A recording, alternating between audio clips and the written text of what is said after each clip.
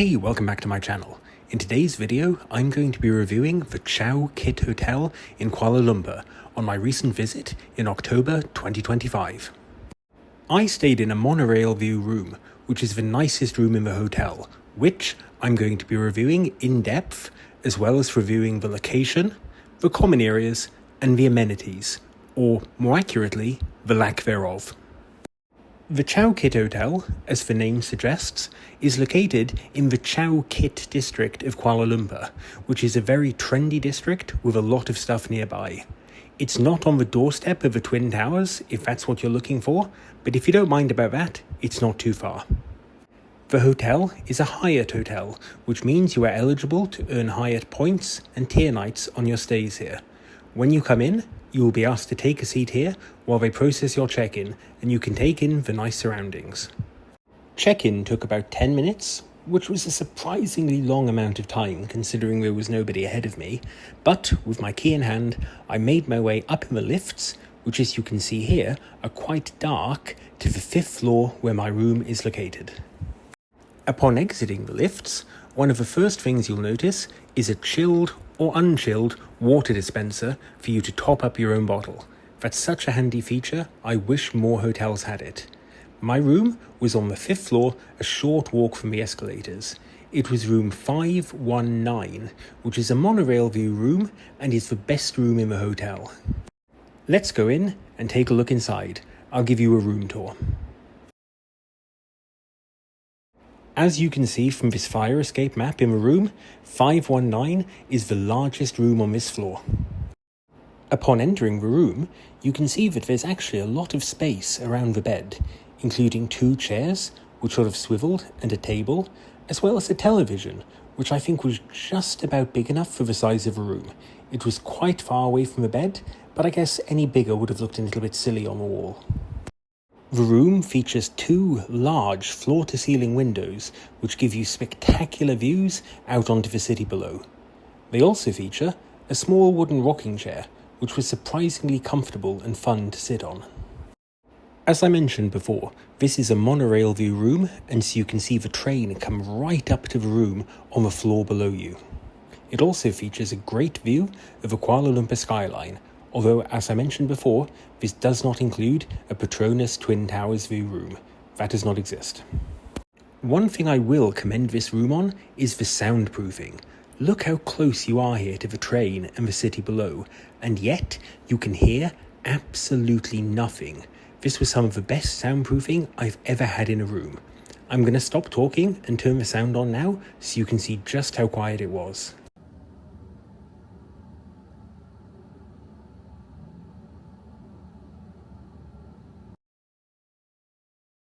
Hey, if you're enjoying the video so far, please subscribe. It really helps my channel. Moving on to the rest of the room features a large king-size bed that has a sofa in front of it and yet another green chair that swivels with a table. I did some work on here during my stay, so it was very handy.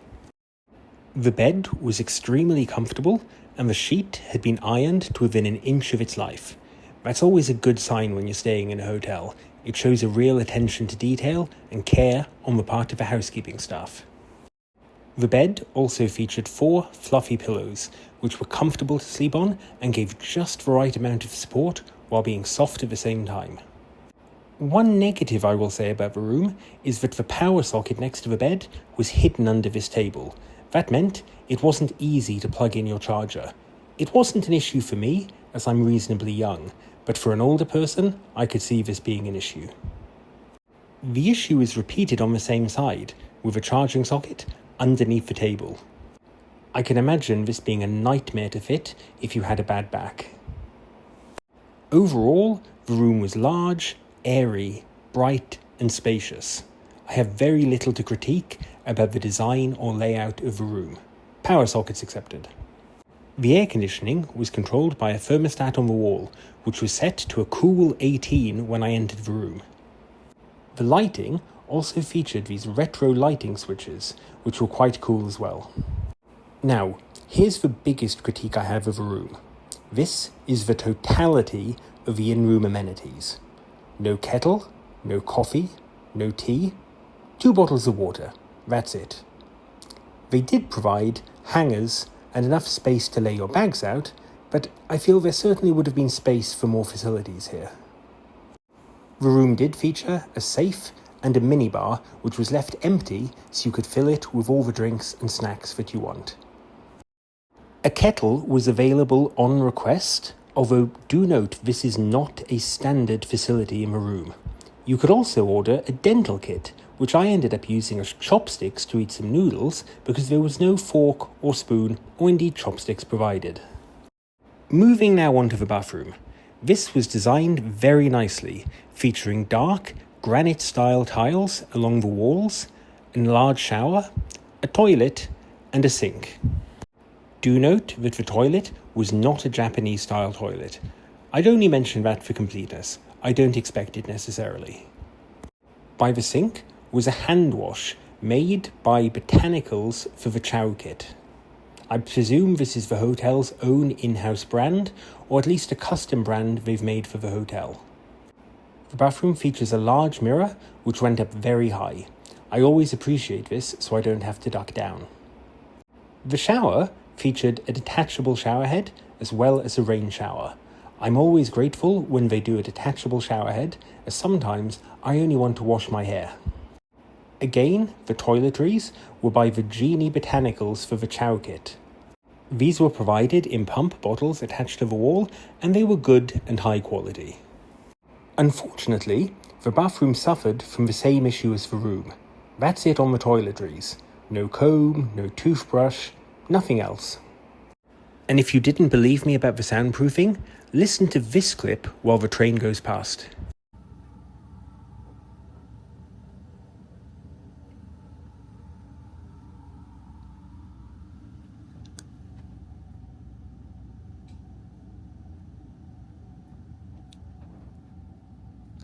One thing I will commend the hotel on is the view from night. I took this around midnight where a lot of the buildings had turned off their lights, but it looked absolutely spectacular. I left the blinds open, which I rarely do, because I enjoyed taking in the view so much.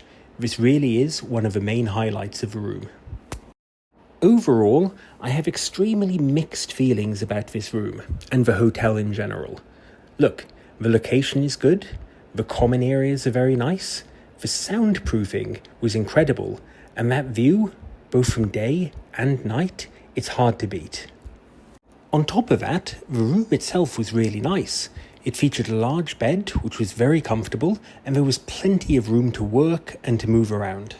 One thing I can't wrap my head around, and it really is quite unforgivable, is the lack of tea, coffee, and a kettle in the room. I would absolutely love to be in that meeting where it was decided not to include this. Did they think the travellers don't enjoy coffee in the morning? That they wouldn't notice this was missing? I mean, what does a couple of sachets of coffee cost?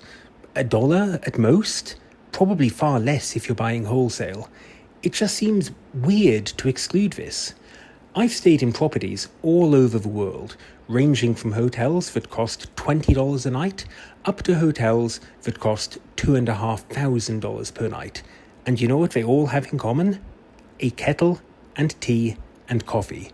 No matter how good the hotel, no matter how low level it is, they realise that people want a cup of tea or coffee in the morning or the evening. The fact that the Chow Kit didn't include it, I don't know, it's weird more than anything. I'm not even mad, I'm confused.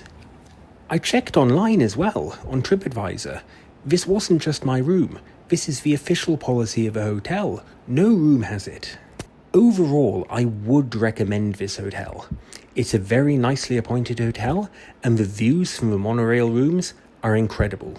Although, I did hear that some of the lower level rooms are a lot smaller than this, so do bear that in mind. And also, bear in mind the lack of amenities.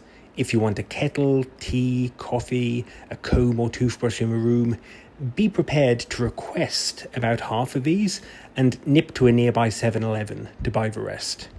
I'm going to rate this 4 out of 5 stars. I'm glad I stayed here, and I would recommend it, but I'm probably not going to return. There's too many nice hotels in Kuala Lumpur to repeat a hotel that is not 5 stars. Let me know in the comments what you think about the lack of amenities. Is it just me?